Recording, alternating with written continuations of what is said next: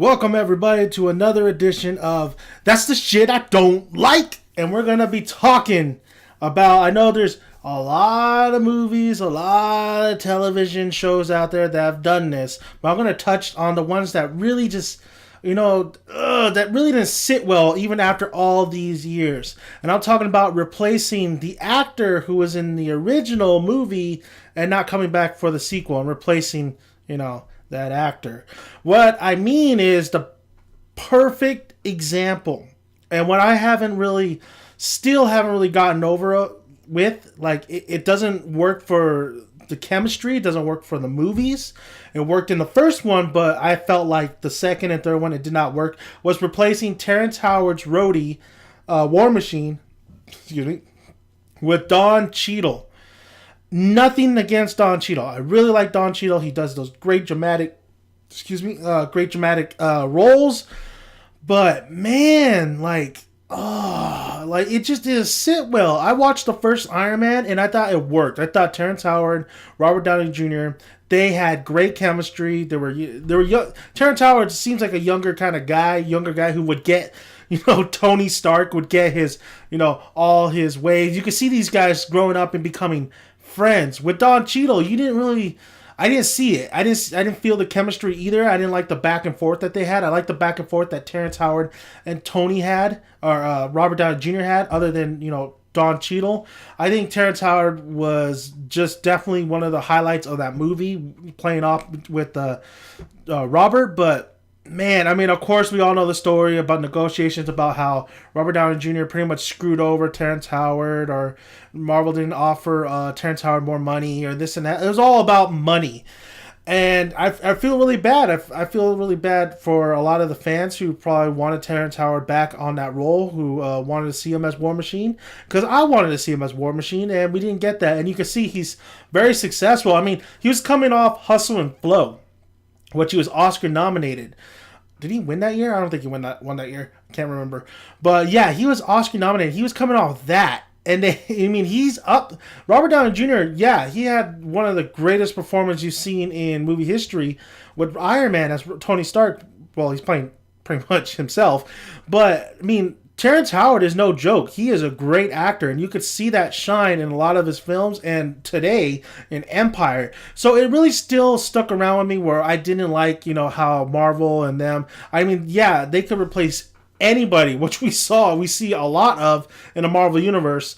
But that one just really didn't really sit well, especially with the sequel and then the third movie. I just felt like Terrence Howard would have brightened it up a little bit more, been a little bit more charismatic than Don Cheadle. And no, like I said, no disrespect to Don Cheadle, but I just don't think he fits as Rhodey at all. So that's basically what I'm talking about. This is basically what the video is about. How there is some, casting choices of not bringing back, certain people. Like, we can go with freaking Superman. They wanted to reboot it. Everybody wanted Brandon Routh back because Brandon Routh was not the problem of that Superman Returns movie. But I think it was a great choice to, move on and reboot it and get Henry Cavill. Now that's a reboot, though. I'm talking about pretty much continuing the series. We also have, I think it's going to be a great move, but it would have been nice to see the torch be handed to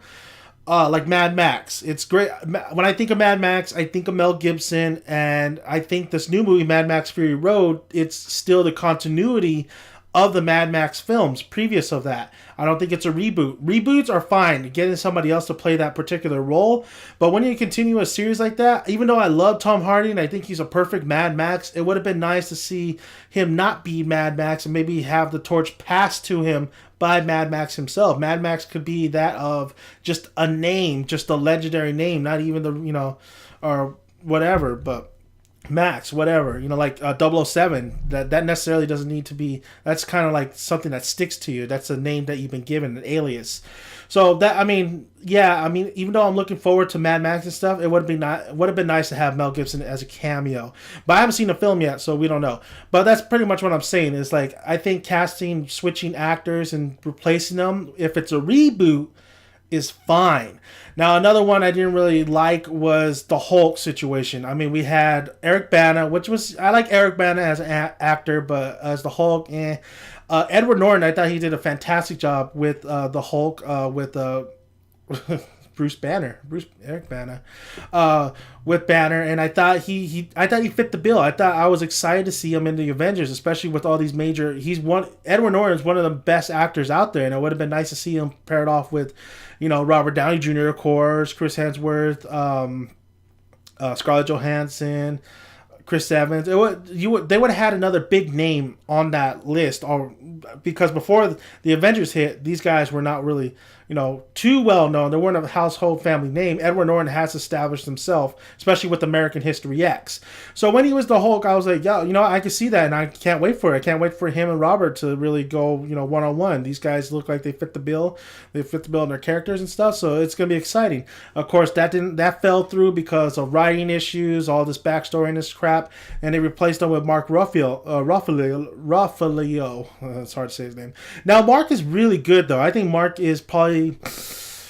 I think I like Edward a little bit better, just a little bit, but I think Mark really captures also the Hulk as well. I think they're just like neck and neck. I think Mark has done a really good job, and I can't wait to see him in the sequel and see how he does.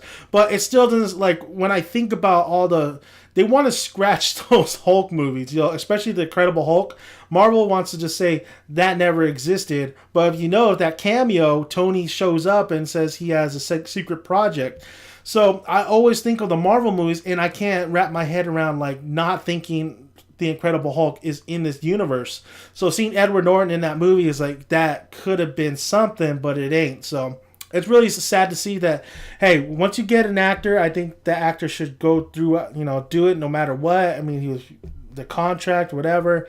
So even though I like Mark Ruffalo, and I think he does an amazing job, and I think he's going to be doing an amazing job in the future, it would have been also I'm really curious to see what Edward Norton would have done. That's one of my lingering, kind of thoughts. What Edward Norton could have done with the Incredible Hulk, with the Banner in the Avengers and so on. But Edward Norton, as we know, kind of has a big head, and if you haven't seen Birdman, that's pretty much him. So, and then we're moving on to basically another one where I thought the change was for the better, but still, it's just that shit I don't like when they just they switch the actor out and playing the same character for the sequel and on. It just doesn't sit well with me. It doesn't, it makes me, when the character, says, Rachel, and it's not Katie Holmes, it's like, why didn't they bring Maggie Gyllenhaal in the first one to begin with? I thought Maggie Gyllenhaal was better than Katie Holmes. I thought she really did a great job in The Dark Knight. I thought when she died, it was awesome. But you don't get the same, punch to the stomach if it was Katie Holmes, because Katie Holmes was in the first one, and this is a continuing story, so you're following it. So even though Katie Holmes, I thought, wasn't bad, she wasn't good, she was just whatever, it would have been nice to see Katie Holmes reprise her role. They didn't even ask her back, so she was with Tom Cruise at the time.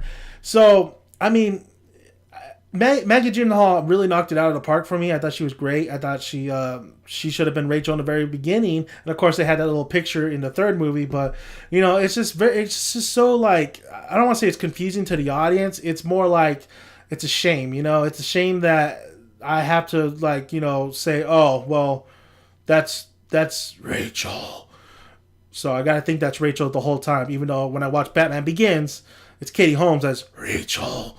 So there you go. And there's other movies and stuff. I'm just talking about really comic book movies, honestly, if I think about it. And then you had all the Batmans. You had Michael Keaton, which was great. Probably the best Batman.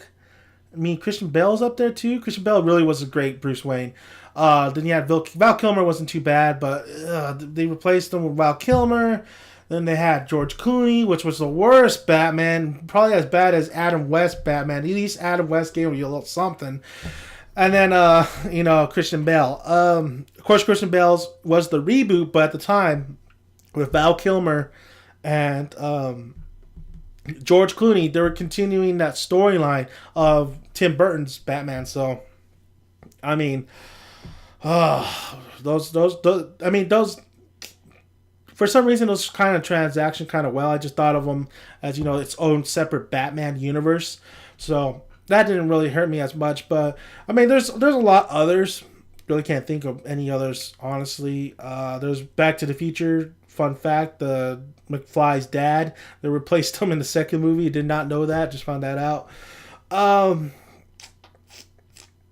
I'm sure I'm missing one. There's one that's just like stuck in my head. It's like an action, probably 80s kind of movie.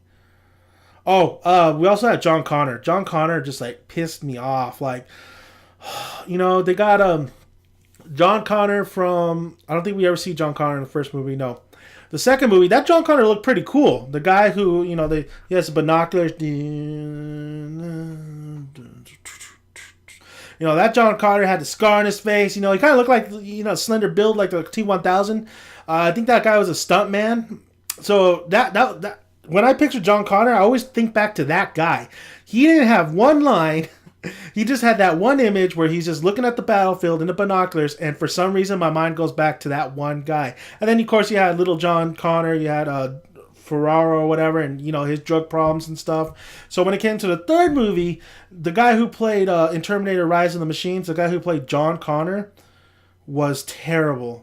He was bad. That was not the John Connor I was picturing, and his wife too as well. That whole movie was not that great. It's not the worst thing in the world, but it was it was a letdown kind of movie.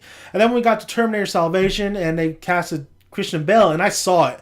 No, I was like, okay, cool. I mean, even though he did a little bit of his Batman voice in that movie, I thought, hey, Christian Bale as John Connor, I can see that. I'm on board. Let's do it. Sign him.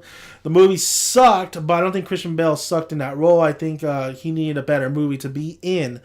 And then now we're going to Terminator. What's it called? Terminator Genesis. I don't know why they're calling that Terminator Genesis. And they got the guy from Zero Dark 30 and Dawn of the Planet of the Apes to be John Connor, which I have no problem with the guy. He's awesome. Loved him in Dawn of the Planet of the Apes. In Zero Dark 30, he was good. But in Terminator, it would have been nice to have Christian Bale back reprising that role, because we already established the fact he was in Salvation. This is the same continuity still, even though it's kind of a reboot, which it's weird. Would have been nice to have a different John Connor. It would have been nice to stay with the same John Connor. Christian Bale, or I just don't see that guy being John Connor. But we'll see. I think they should just kept Christian Bale, and honestly I think they should have just continued Salvation, even though that movie sucked hard. They had a lot of moments here and there, a lot of things they could have grabbed and made into a sequel. So that's all the shit I don't like when it comes to casting and stuff. Replacing actors into the sequels. Let me know what are your guys' kind of movies where they replaced somebody for the sequel and it didn't really sit well with you. Let me know. That's about it. That's the shit I don't like. Terrence Howard should have been War Machine.